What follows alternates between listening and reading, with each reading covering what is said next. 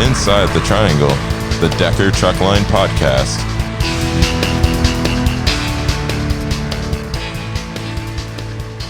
Hello, everyone, and welcome to Inside the Triangle. I am your host, Darren Ladley, and today we have a couple of special guests in the seat. We have a young lady, Cynthia, and an old man, Todd.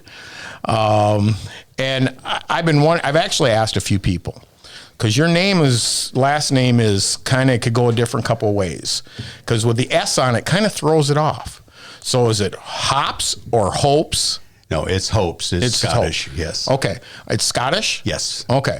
Because I always like, okay, Bob Hope, but do we, with an S on it, is it plural or how does that work? Basically, the same clan from Scotland was the Hope, and then some went to the Hopes, and yeah. Okay. Do you have a kilt at home? Nope. No kilt. Okay. No kilt. And actually, I'm Scottish. We found out. We always thought we were Irish, and we went digging back, and we come to find out we're Scottish.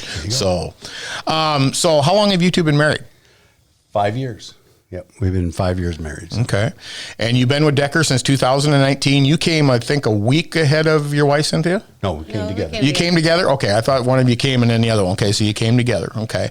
But now Cynthia has a little bit more safe driving time than you do, doesn't she? I took a ride through the ditch with a set of doubles, yes. So she went way ahead of me now. Okay.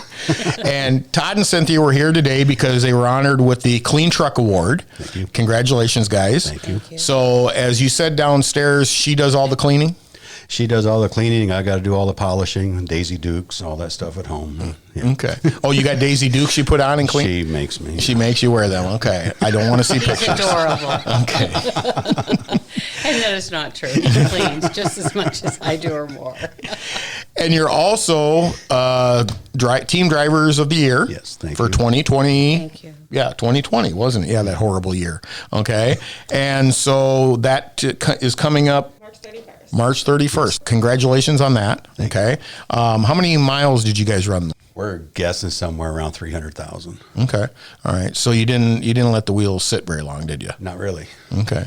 So being a team operation, we don't have a lot of teams here. I think there's 10, maybe something like that. That's about it.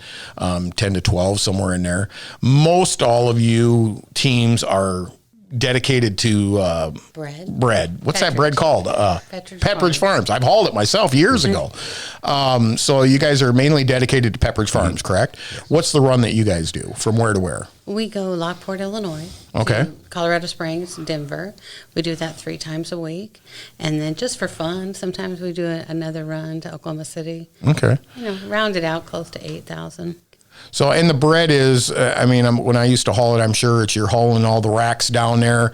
How many stops do you have? Because it used to be multiple stops. Is yours one stop or is it multiple stops? Where we used to have, if I did the Arkansas run, it was like 5 different stops. And some of them I walked down, on this side of truth. That first one I went to, I walked a mile down a gravel road, because I said, there is no way these can be the right directions. And it was. And I turned around and walked back because I wasn't about to drive down that gravel road until I knew. But I'm sure yours aren't that way, are they? No, we have a stop. Our Colorado run is one stop in Colorado Springs and then one stop in Englewood, Colorado. And when we go down to Oklahoma City, that's just a one stop usually. Okay. God, you guys got it too easy. It is. It's gravy. Yeah. And then you just bring empty bread racks back. Yeah. Which is really fun in the ice and snow. Yeah. Yeah, it's just, that added little just wonderful thing. But the miles are steady, and you can almost, you know exactly what you're going to be doing every week. And that's the one thing about the teams here. I mean, we have a few teams that will kind of maybe just do regular stuff, but most of them all are doing the Pepperidge Farms along that line. And we keep you pretty busy with that. They keep you hopping. Alan Henderson is top shelf. It doesn't get any better than Alan. I mean, he is there for us. He worries about us. He cares about us. I mean, he's a great boss and a great friend. I mean, he's always there. Cynthia, how many millions of miles safe driving do you have? Just a little over 3.5. 3.5 million. Todd? I think I'm sitting around 2.5, 225 somewhere. Okay. So you guys both came from different avenues. You were solo drivers up until you came here, correct? Yep. And Cynthia, you were with who before here? I worked for FedEx, right? for FedEx Freight, and you were there for how many years? 13 years. 13 years, and that's where you accumulated a lot of wiggle wagon miles, right? Yes. Okay, but And I worked for Schneider before that for 15. 15 years. Wow, were you doing? I mean, Schneider, was it a dedicated run with No. Schneider, or you're just running all over? Huh? Running all over. Okay. All 48 and every province of Canada that touches America. Okay, so would that been when they had them really ugly orange cab overs? Yes. Okay. And no cruise control. And if you got a truck with AM radio, you were the winner. I mean, a lot of guys, these new guys don't remember. You couldn't go a mile without seeing a Schneider orange pumpkin truck, and you couldn't go another mile without seeing a JB Hunt. I called it P yellow. Sorry, I don't know what color it was, but they were everywhere. I mean, they were huge. I don't see quite near as many as I used to. I don't know if they. I know JB Hunt is diversified into something totally different, but Schneider, yeah, those were some. And 55 miles an hour. That was it. You guys are complaining about 68. How many years did you drive 55? 55 for 5 years, no cruise control. And if you went 58, you were called in to talk to. And if I remember right, they hated you running toll roads too. So didn't you run the 620 corridor a lot, like across Indiana? Toll roads. Oh, okay. It was, well, how could you get there without doing that? And well, I used to, and AM radio. I mean, that was a lot. AM radio was great back then. Katie, do you even know what have you ever listened to AM radio? Okay. All right. So, I mean, that was all WGN in Chicago WGN, and love those. 1040 out of Des Moines. And you knew every station when to turn it. 640, you could get a skip from LA to Wyoming at night. And who's the space dude at nighttime? Art Bell. Art Bell. God, I love Art Bell. He is on XM. He is? Not Art Bell. Not He's Art a Bell, different but guy his now. his show gets run by somebody else. Oh, wow. I have to dig that out because I listen to a lot of the old time radio shows on XM, the classics, the Jack Benny and the Dragnet and Gunsmoke. Love those shows. Drive my kids nuts when they were riding with me. But I mean, yeah, Art Bell. Wow. All right, cool. It's channel 148. Road Dog has 146. 146. Yeah. Okay. Whatever it is. Okay. 146. She's right. All right. Well, she's always right. Yep. All right, Todd. And you were with who before you came to us? FedEx. I was there 20 years. Started out with American Freightways and then went to FedEx. Like I said, I was there 20 years. I was diversity counsel. I was a driver trainer. Had just about had my 20 years safe driving in, and well, we walked out, but came here. But before that, I was with Decker in 89 to 94. I worked here and hauled some livestock before that. Okay. Who'd you haul livestock for? I was a livestock hauler Well, for. back then it was anybody who had an old cab over truck was looking for a driver. So it was just Sheffield Cattle Company. Is who Oh, I I remember. Yeah. Junior Edgerton. Yes. Yes. Yep. I worked for them. That's where I started. So. Okay, yeah. we used to do a lot for Iowa Select, and a lot of those guys used to come over there and do a lot with us at Iowa Select. Yep. So, Yep. okay. So, yeah, we ran a lot of the same circles over there. Emhoff. Oh yeah, Emhoff. All the grandkids now. Keith has passed away. Okay. All the grandkids now have trucks. Wow. And they've got Emhoff Trucking LLC now is up and running. So Awesome. they're doing good. That was livestock hauling is a different breed, that's for sure. I mean, you don't know your smell. I didn't know I smelled until I was done hauling it and I got out of it. And I'm like, whoa, okay, I guess I did stink. Okay. So how did you two, would you meet at FedEx? She picked me up off the dock.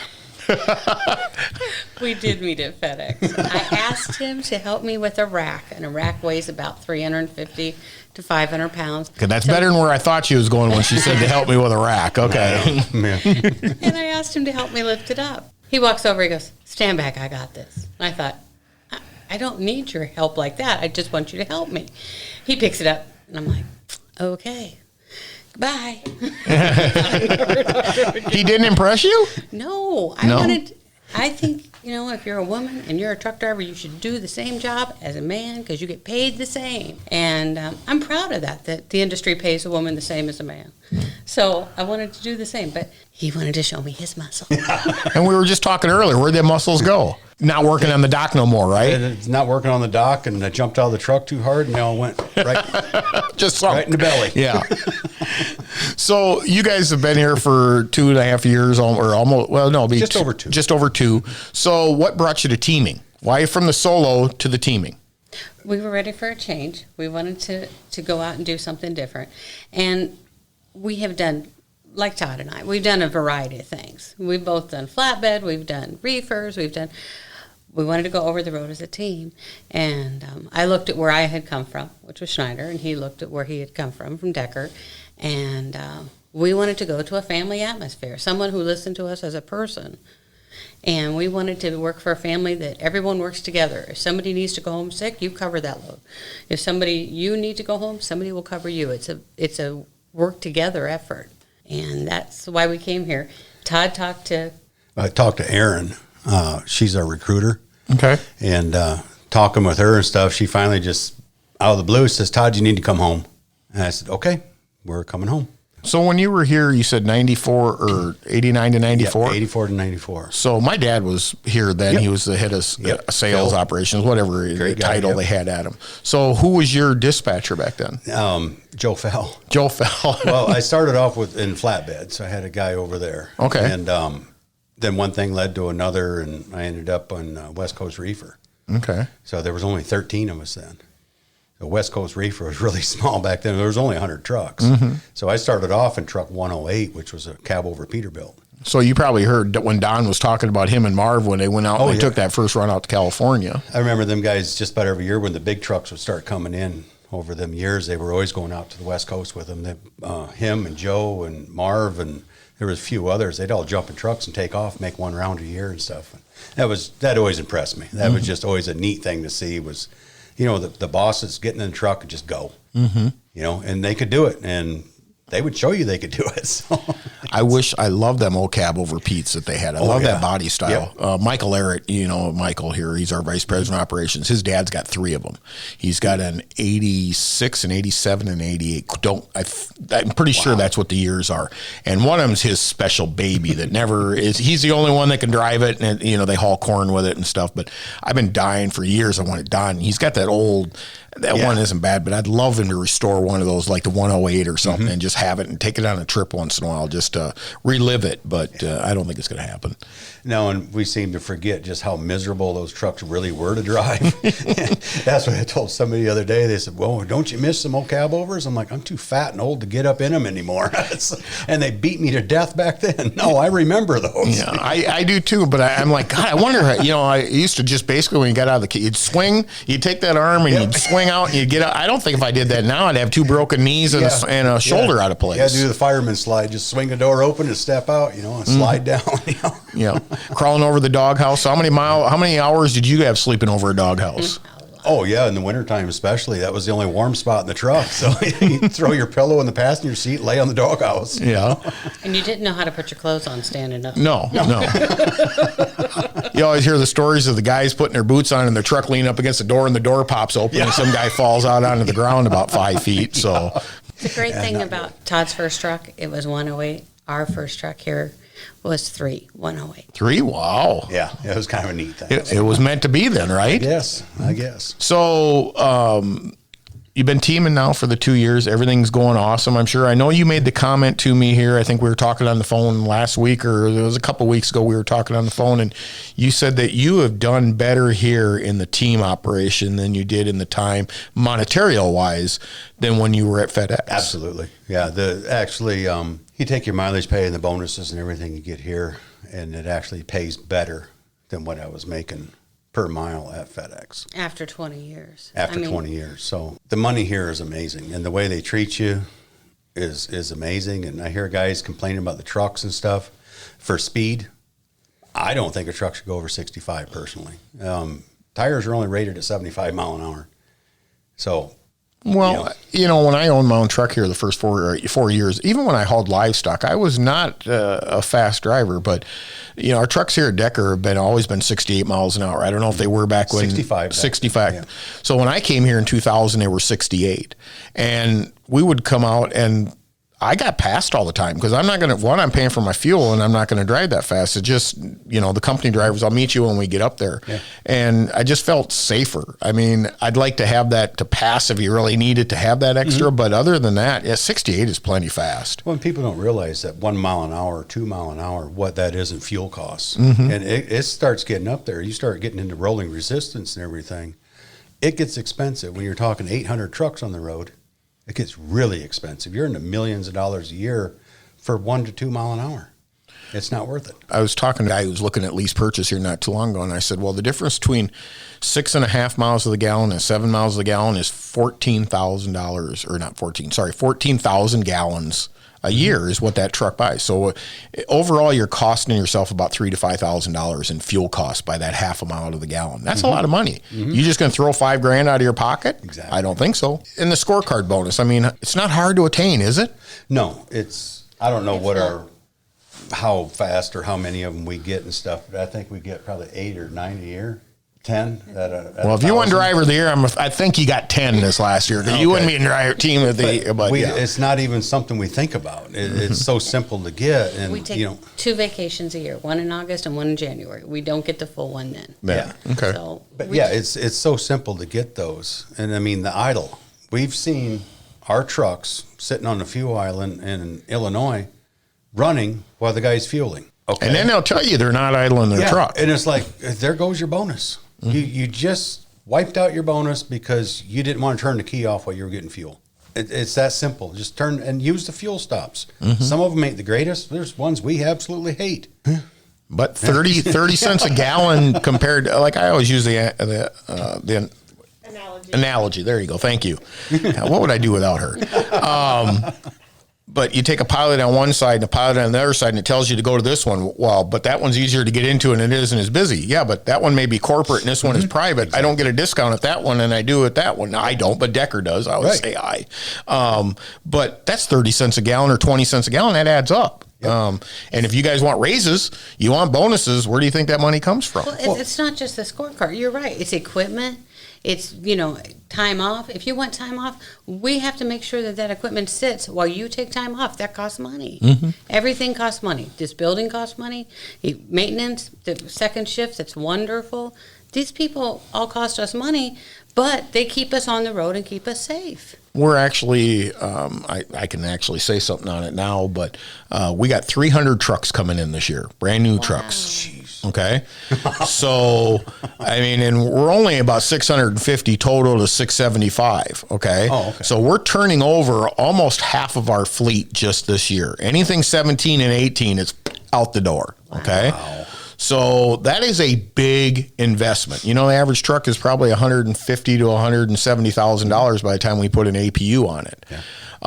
So look at how much we're spending this year on equipment, but it's going to cause some chaos. And I'm telling you drivers right now this year, because the one thing that we're changing over to is most all the fleet is going to be Cummins instead of PACCAR MX motors. And then the other thing is so now every truck that comes in, it has days of prep time.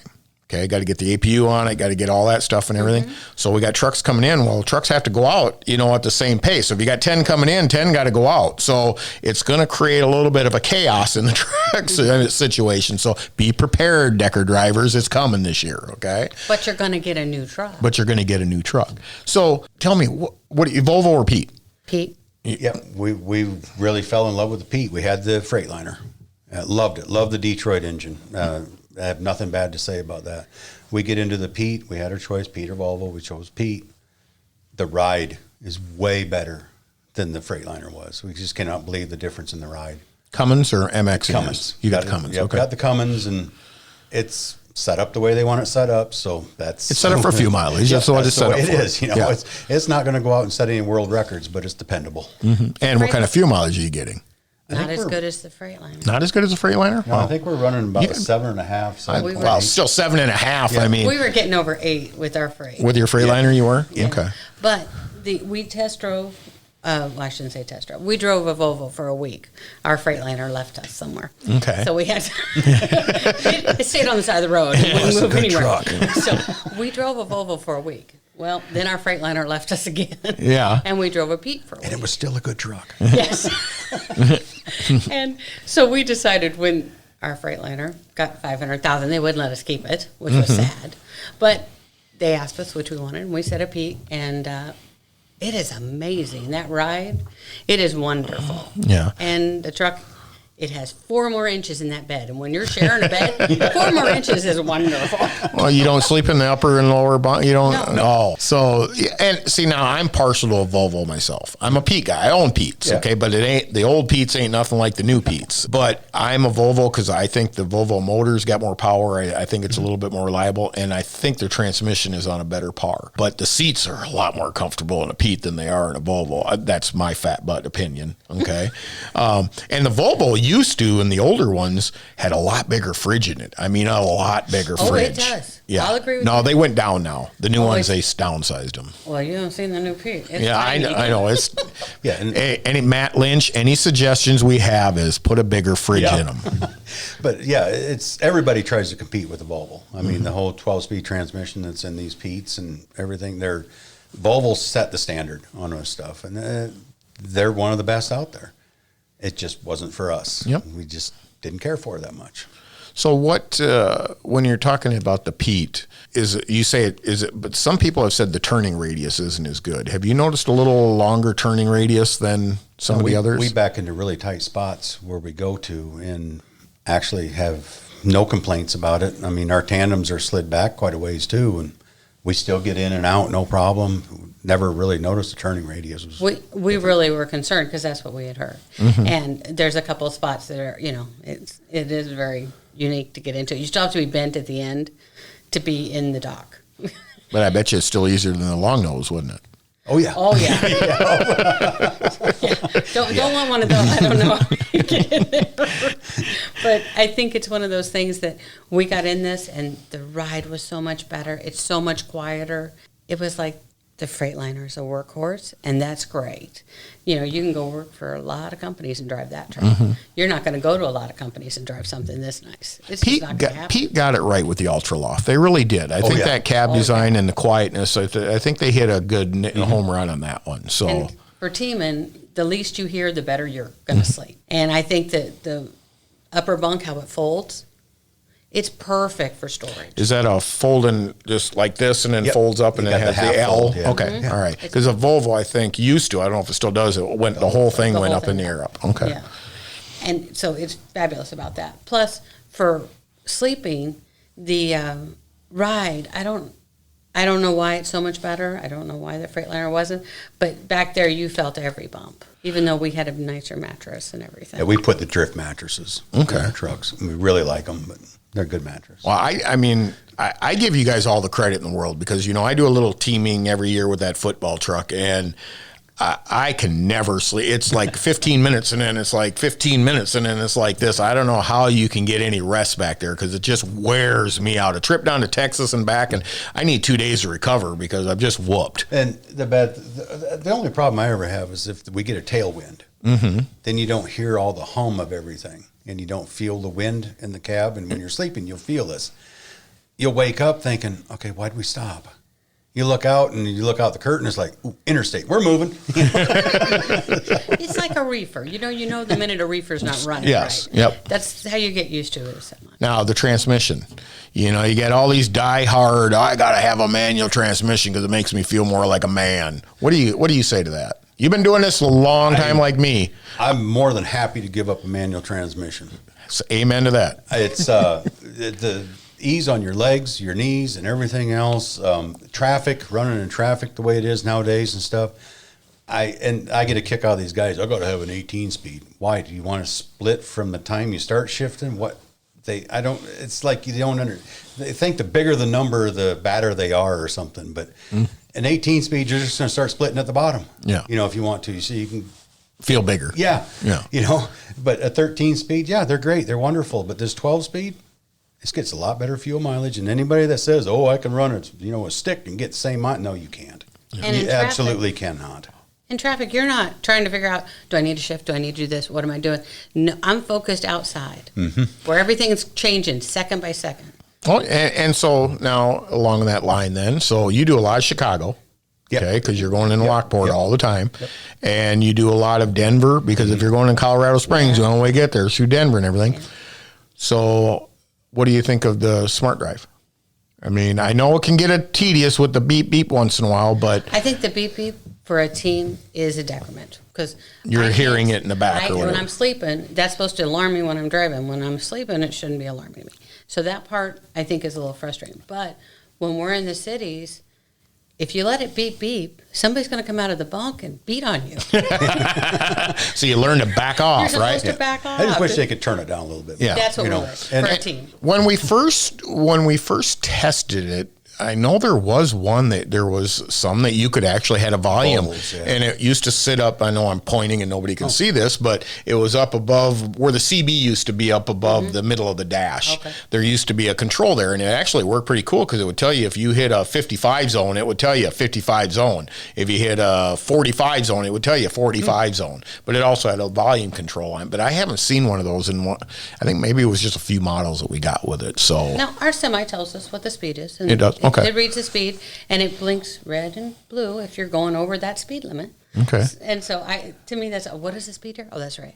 So that is a nice feature. And our smart drive is really low, but Yeah. we're trying to get there safely because accidents cost you time, money, and down the road, it's going to cost you a career if you're not careful. And you know, it's going to beep. I mean, you're not going to get away from that because you leave the cushion, they want you to leave. Well, two morons will, I mean, two gentlemen in four-wheelers will cut in front of you. You can say morons. Yeah. They'll cut in front of you and be right up, glued to your front bumper. Well, you back off a little bit more. Well, then the kid with his big diesel pickup squeezes in there too. So it's just going to keep beeping. So you just try to keep your distance, and it doesn't affect your smart drive. That's the thing. Everybody thinks, it's going to rack up their score and stuff by doing that. It doesn't. Just start backing off. Let the truck do its thing. It's fine. Good advice. Awesome advice. So everybody listen to that, okay? So in wrap up, give me some advice to becoming a truck driver in today's world. I think if you want to become a truck driver in today's world, you just have to realize that everything you do in your personal car, in your semi, whatever, it counts towards your license. So if you want a career in this, you have to make sure that you're driving just as safe, defensive, everything, every day. I'm sorry if that's not fun. Get yourself a little car on batteries, run it around the thing where you do all the flips and everything. But when you get in your truck or your car, you're at work. It counts. And one other thing from you, Cynthia, I'd like, what about being a woman in the trucking industry? I think it's never been a greater time than now. I mean, women can work all different jobs. They're mothers and they do different things and take care of their ailing parents. But now you can come, work a job, and still be able to take care of things. And people that are, my age, 50, you could come and have a second career where you did something different for many years and you took care of everybody else. And now you can go take care of yourself. You can drive, you can see everything. And for the first time in your life, you make your destiny. You make your paycheck. It's all about what you can accomplish. And it's really relatively easy to get into.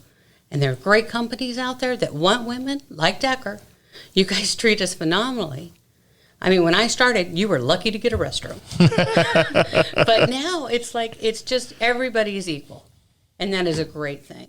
I will add, it is a lot more challenging for a woman, and you know this because truck stops are not set up for women and stuff like that. So it is more challenging for you, but women are stronger when it comes to that, and I think they're more determined. I think they were. I was serious about the restroom.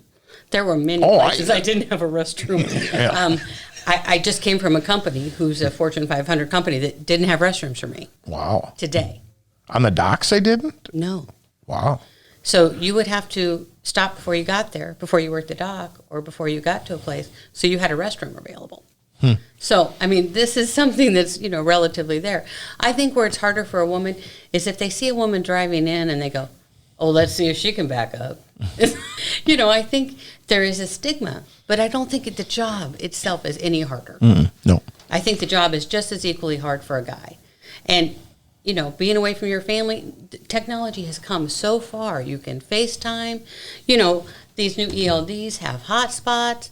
So if you're money conscious and you don't want to have all the things on your phone, you can do different things. So I believe it isn't any harder for a man. Oh, and trucks are so much better. I mean, easier to drive nowadays with the automatic transmissions, everything. I mean, what do you got in your TV? In your truck, you've got a satellite TV, you've got a microwave, you've got a refrigerator, you've got an inverter to run pretty much everything you want, you've got satellite radio, and that's all provided by us.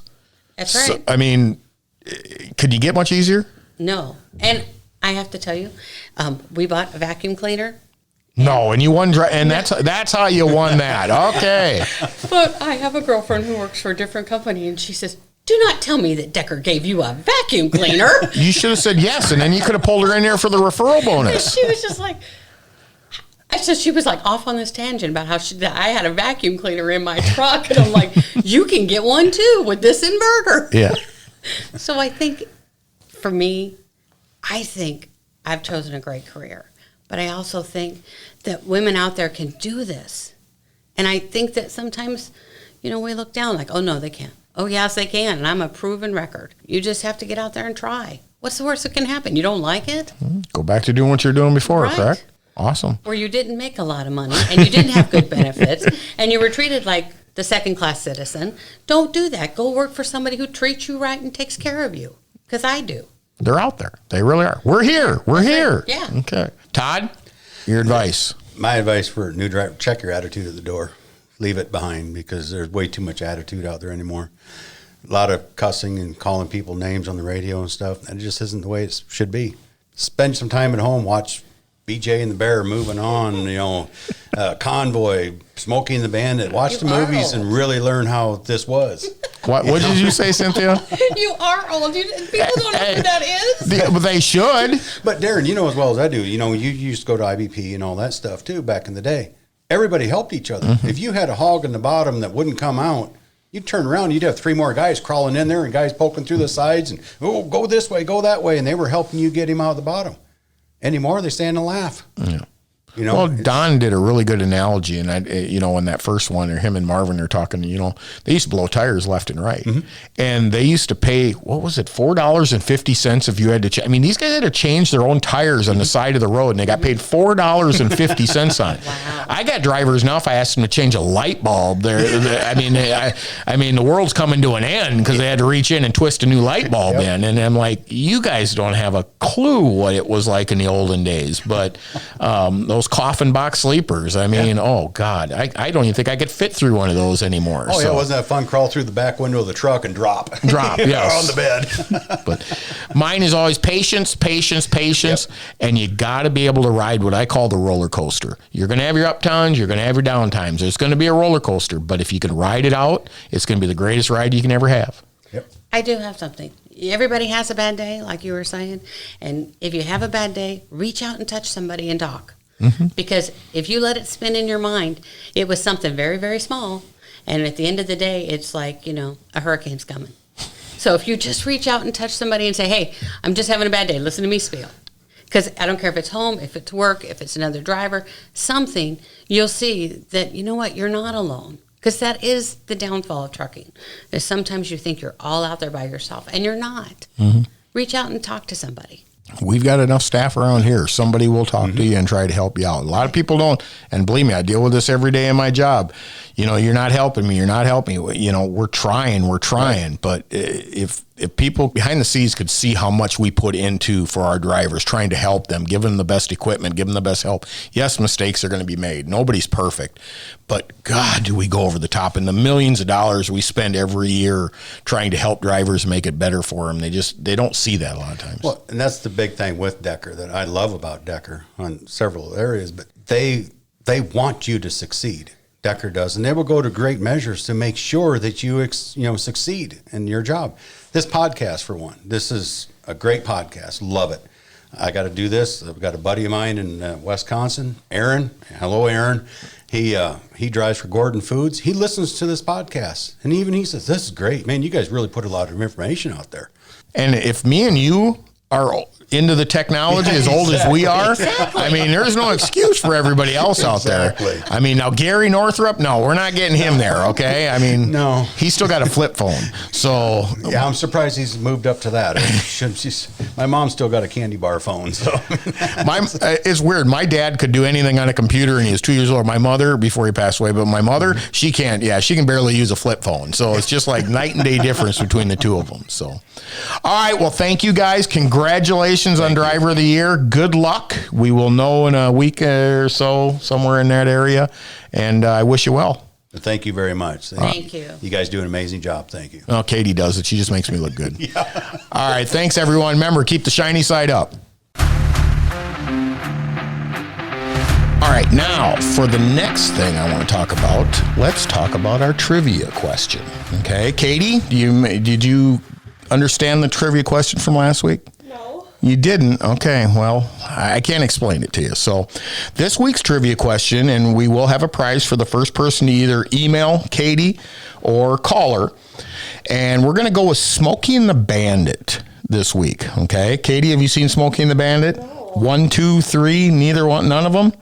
Your homework, you're working in a trucking company. Your homework project is to watch Smokey and the Bandit, at least the first one, okay? So what was the name of the place that Burt Reynolds was going to leave Sally Fields when he dropped her off at the bus station? All right. There's a specific thing they called it. What was it? Thank you. As always, thank you for listening to Inside the Triangle. Don't forget to subscribe to us on whatever platform you're listening on. That way you will know when the new episodes drop. And remember, submit your questions to podcast@deckermail.com and you could be featured on one of our upcoming episodes. The best way to do this is to create a voice memo on your smartphone, record your question, and email it to podcast@deckermail.com. Once again, thank you for listening. Stay driven to be the best.